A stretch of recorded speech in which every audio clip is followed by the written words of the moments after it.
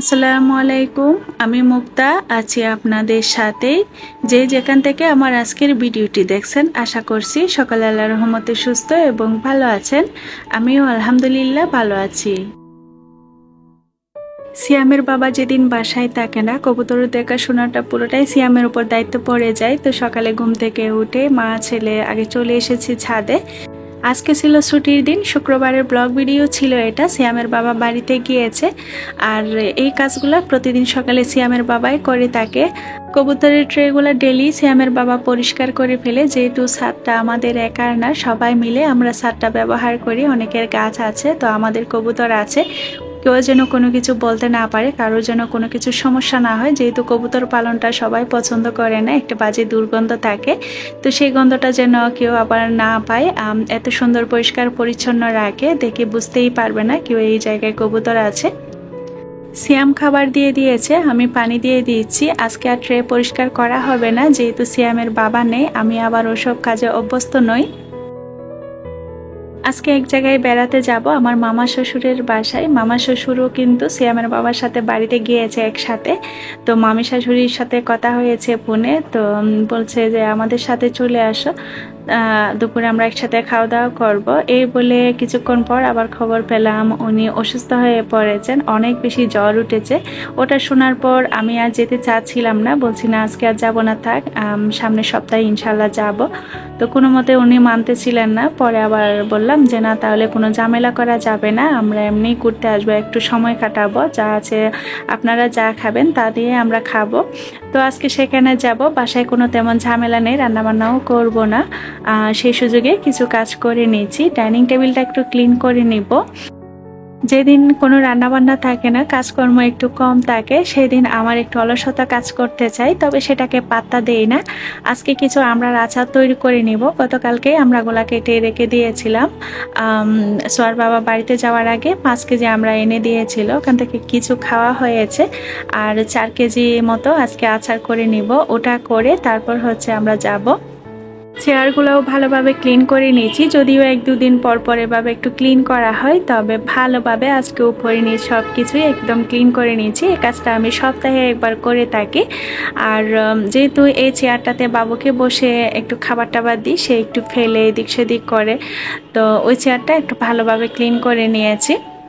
টেবিলের উপর ট্রেটাও একটু চেঞ্জ করে দিয়েছি। এই যে অন্য জায়গা থেকে ট্রেটা নিয়ে এসেছি, এটা অন্য জায়গায় নিয়ে গিয়েছি। একই জিনিস একই জায়গায় দীর্ঘদিন দেখতে আমার কাছে ভালো লাগে না, চোখের মধ্যে একটা বোরিং ফিল হয়। তো সে বোরিং ফিলটা কাটাতে, চোখের একটা প্রশান্তি নিয়ে আসার জন্য একটু চেঞ্জ করা আর কি। তো একটু চেঞ্জ করলে দেখবেন যে কোনো একটা কোণা বা জায়গা অনেক বেশি শান্তি লাগে, চোখের প্রশান্তি, মনের শান্তি আর কি। আপনাদের সাথে ছোট্ট একটা টিপস শেয়ার করি। আমাদের প্রত্যেকেরই মাঝে মধ্যে মন খারাপ হয়ে থাকে, কেউ বলতে পারবে না আমার কখনোই মন খারাপ হয় না। কোনো কোনো সময় কারণে মন খারাপ হয়ে থাকে, আবার কোনো কোনো সময় অকারণে মনটা খারাপ হয়ে বসে থাকে। কোনো কারণে মন খারাপ হলে সেটা তো সহজেই খুঁজে বের করতে পারা যায়, আর যদি অকারণে মনটা খারাপ হয়ে বসে থাকে তখন সেটার কারণটা খুঁজে বের করা যায় না, যে মনটা কেন খারাপ হয়ে আছে। তখন আপনি কি করবেন? তখন আপনার ঘরের একটা কোণা বা একটা জায়গা সুন্দর করে নিজের মন মতন করে সাজিয়ে গুছিয়ে নেবেন, বা একটা নতুন পরিবর্তন এনে নতুন একটা লুক দেওয়ার চেষ্টা করবেন। এতে করে আপনার চোখের একটা প্রশান্তি পাবেন, মনের একটা শান্তি খুঁজে পাবেন।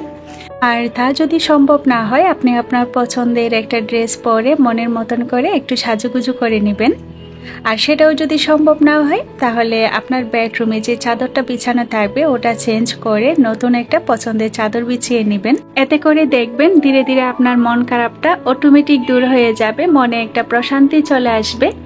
তবে এর বাইরেও মন খারাপে যে কাজটা করবেন, আপনি একজন মুসলিম হিসাবে যখন আপনার মনটা খারাপ হয়ে যাবে, তখন আপনি আল্লাহর উপর ভরসা করবেন, বেশি বেশি নামাজ পড়বেন, দোয়া দরুদ করবেন, বিশেষ করে দরুদ শরীফ পড়বেন বেশি করে।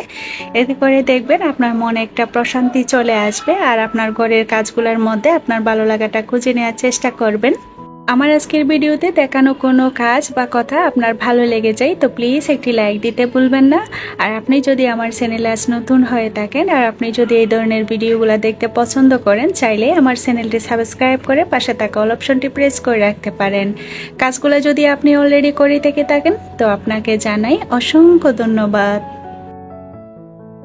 আজকে সকালের নাস্তা বানানোর ঝামেলাটা আর করিনি, পাউরুটি দিয়ে চালিয়ে দিয়েছি। তো বাড়তি কিছু কাজ গুছিয়ে রাখছি, বাবুর কিছু খাবার শেষ হয়ে গিয়েছে, ওগুলো গুছিয়ে নিলাম।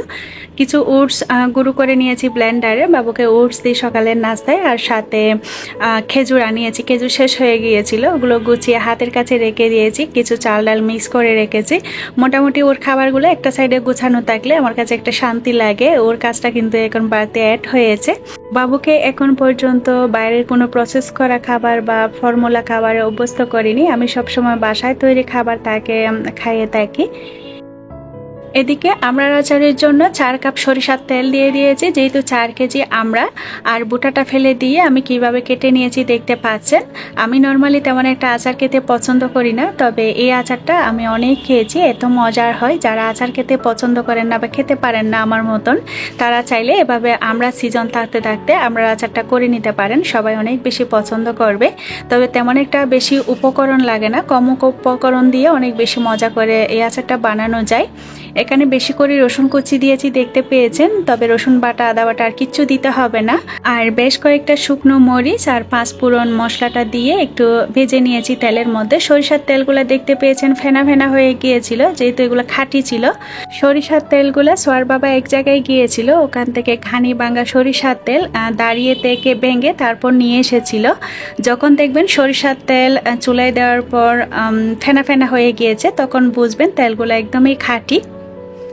এরপর আমড়াগুলা দিয়ে ভালোভাবে মিশিয়ে তারপর আরও কিছু মশলা অ্যাড করেছি, কিছু ধনিয়া জিরার গুঁড়া আর অল্প একটু হলুদের গুঁড়া কালারের জন্য, কিছু লাল মরিচের গুঁড়া দিয়েছি। মরিচ তবে 3 পর্যায়ে দিব, প্রথমে শুকনো আস্ত দিয়েছি, এরপর দিয়েছি লাল মরিচের গুঁড়া যেগুলো রান্না করি রেগুলার, এরপর দিব চিলি ফ্লেক্স। তো সব কিছু মিলিয়ে সুন্দর একটা কম্বিনেশন হবে। অল্প একটু লবণও দিয়েছি, তবে পরবর্তীতে একটু বিট লবণ দিয়ে দিব। যখন আমড়াটা হালকা পাতলা সিদ্ধ হয়ে যাবে তখন চিনি অ্যাড করেছি, তবে কোনো পানি দেওয়া যাবে না, চিনি থেকে এই পানিটা কিন্তু বের হয়েছে, আমি কোনো পানি দিইনি। আর 2 কাপ চিনি দিয়েছি, চিনিটা আসলে যে যার মতন কে কীভাবে মিষ্টি খেতে চায়, তবে আমরা যেহেতু মিষ্টি তা চিনির পরিমাণটা একটু কমিয়ে দেওয়া যায়। চুলার আঁচটা কমিয়ে আমড়াগুলা ভালোভাবে সিদ্ধ করে নিয়েছি। আর সব শেষে চিলি ফ্লেক্স আর 5 ফোড়ন মশলা হালকা একটু টেলে ব্লেন্ডারে গুঁড়ো করে নিয়েছি, ওখান থেকে দিয়ে দিয়েছি। একটু বিট লবণও দিয়ে দিয়েছি। যদি আমরা আচারটা সংরক্ষণ করতে চান তাহলে একটু সিরকা দিয়ে দিতে পারেন। এই পর্যায়ে সিরকাটা দিয়ে জাস্ট 1 মিনিট রান্না করে নেড়ে চেড়ে চুলাটা বন্ধ করে দিতে হবে। সিরকা দিয়ে আবার বেশিক্ষণ রান্না করতে যাবেন না। তবে আমড়ার আচার বেশি দিন সংরক্ষণ করা তেমন একটা যায় না, তো আমি আজকে সিরকাটা ব্যবহার করিনি। আমি জানি আচারটা বেশি দিন থাকবে না, ঠান্ডা হতে হতে অনেকটা শেষ হয়ে গিয়েছে, বড় জোর 1 সপ্তাহ মতো আচারটা থাকবে। আচারটা পুরোপুরি ঠান্ডা হয়ে যাওয়ার পর তারপর একটা জারে নিয়ে নিচ্ছি আর ফ্রিজের নর্মাল চেম্বারে রেখে দিব।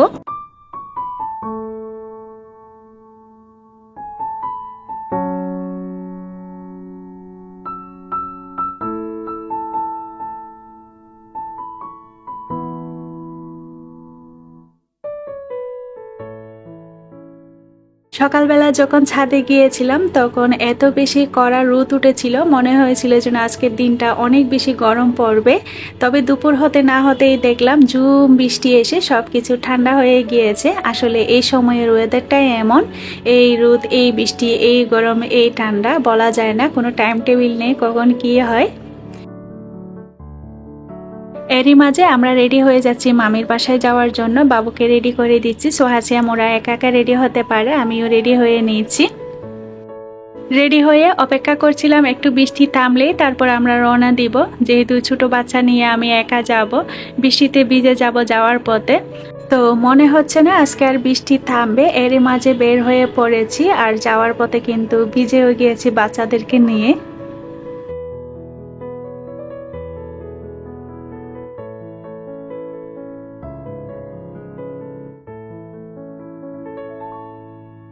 এরই মাঝে আমরা মামির বাসায় চলে এসেছি। আর এখন যাকে দেখতে পাচ্ছেন এটা আমার মামা শ্বশুরের ছেলে।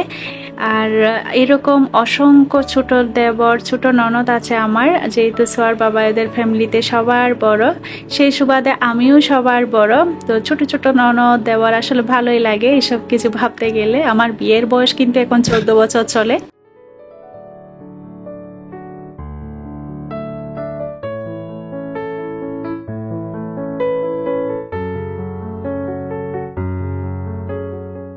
এরপর আমরা দুপুরে খাওয়া দাওয়া করেছি। মামি অসুস্থ শরীর নিয়ে তারপরেও অনেক কিছু রান্না করে ফেলেছেন। আমি এসেছি শুনে আমার খালা শাশুড়িও আমাকে দেখতে এসেছেন। উনি আসার কথা ছিল না, জাস্ট আমাদেরকে দেখার জন্য এসেছেন। উনি অনেক দূর থেকে এসেছেন। এরপর আমরা বিকালে একটু ছাদে উঠেছি। মামির আবার ছাদে গাছ আছে, তো ওখান থেকে আমাকে কিছুটা নাকি গাছ দিবে, ওগুলো নিতে গিয়েছি। আর এই বিল্ডিংটা 10 তলা একটা বিল্ডিং। এই বিল্ডিংয়ে কিন্তু এক সময় আমরা ভাড়া থাকতাম। এই বিল্ডিংয়ের পাশে এক বিল্ডিং পরে সোয়ার বাবার দোকান, সেই সুবাদে আমরা সবাই এখানেই থাকতাম। আমার মামা শ্বশুরের দোকানও এই বিল্ডিংয়ের আশেপাশে। তো ওদের ফ্যামিলি সবার কিন্তু এই এলাকাতে মোটামুটি ব্যবসা আর কি। আপনারা অনেকেই জানতে চান আপনাদের ভাইয়া কি কাজ করেন, তো আশা করি বুঝে গিয়েছেন। আপনাদের ভাইয়া জেনারেটরের বিজনেস করেন আর দোকান আছে।